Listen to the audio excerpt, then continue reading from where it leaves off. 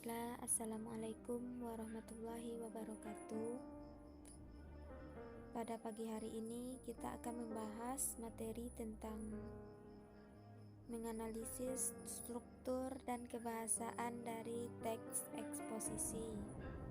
Dari KD tersebut dapat kita ketahui bahwa materi yang akan kita ulas pada hari ini ada dua. Yang pertama, struktur teks eksposisi, dan yang kedua, kebahasaan dari teks eksposisi. Sebelum memasuki materi atau membahas materi, mungkin masih ada yang kurang paham tentang materi kita sebelumnya. Kalau masih ada yang kurang paham, bisa ditanyakan di grup WA. Baiklah, sebelum Ibu menjelaskan tentang struktur dan kebahasaan dari teks eksposisi, silakan baca terlebih dahulu wacana yang Ibu berikan ini. Judul wacananya, Pembangunan dan Bencana Lingkungan.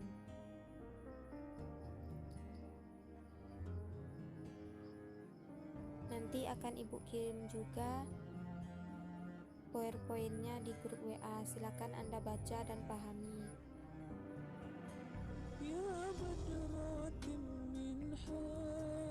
Nah, dari contoh tadi, kira-kira struktur dari teks eksposisi itu seperti apa sih? Untuk mengetahuinya, simak penjelasan Ibu. Jadi, struktur dari teks eksposisi itu ada tiga. Yang pertama, ada tesis, yang kedua argumentasi, dan yang ketiga penegasan ulang. Untuk lebih jelasnya, pahami pembagian struktur teks eksposisi berdasarkan wacana yang telah dibaca tadi. Ini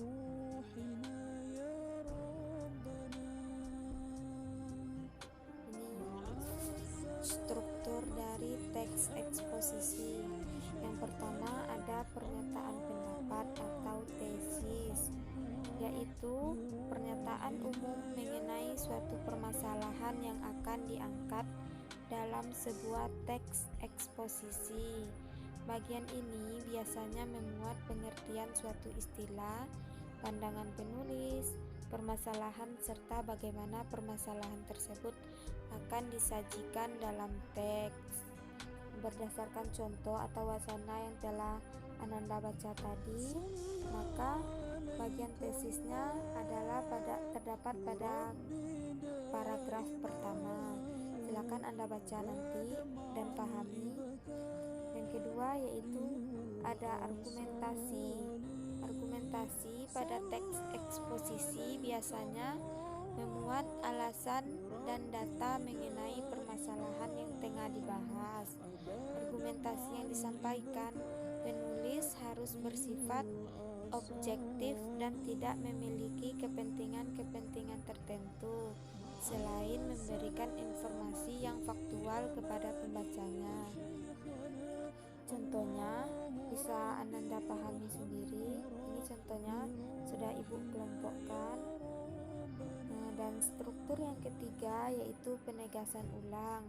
Pada bagian penegasan, penulis menegaskan kembali pernyataan pendapat yang ditulis di awal paragraf serta mendukung pernyataan tersebut dengan bukti-bukti yang faktual. Contohnya bisa dipahami di sini. Ini sudah Ibu jelaskan pembagian struktur dari teks eksposisi yang ketiga, yaitu penegasan ulang atau rekomendasi. Ini contohnya berdasarkan wacana yang telah dibaca tadi.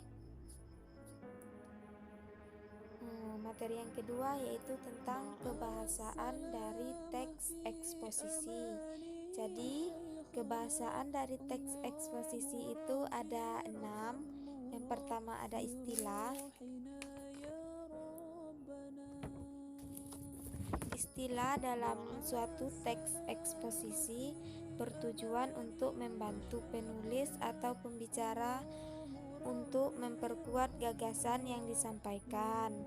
Misalnya dalam wacana tadi sudah dibaca tentang lingkungan, maka akan banyak muncul istilah-istilah yang berkaitan dengan lingkungan.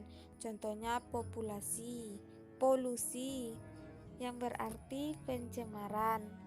Yang kedua ada konjungsi. Konjungsi itu merupakan kata hubung. Yang ketiga ada adjektiva atau kata sifat. Selanjutnya ada afiksasi. Afiksasi merupakan pembentukan kata dengan penambahan imbuhan. Contohnya penipisan dengan kata dasar tipis.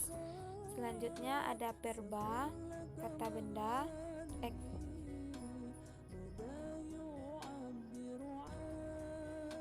Dan yang terakhir yaitu pronomina, kata ganti orang. Mungkin sekian penjelasan materi dari Ibu. Kalau ada yang ingin ditanyakan, silakan tulis pertanyaannya di grup WA. Wassalamualaikum warahmatullahi wabarakatuh.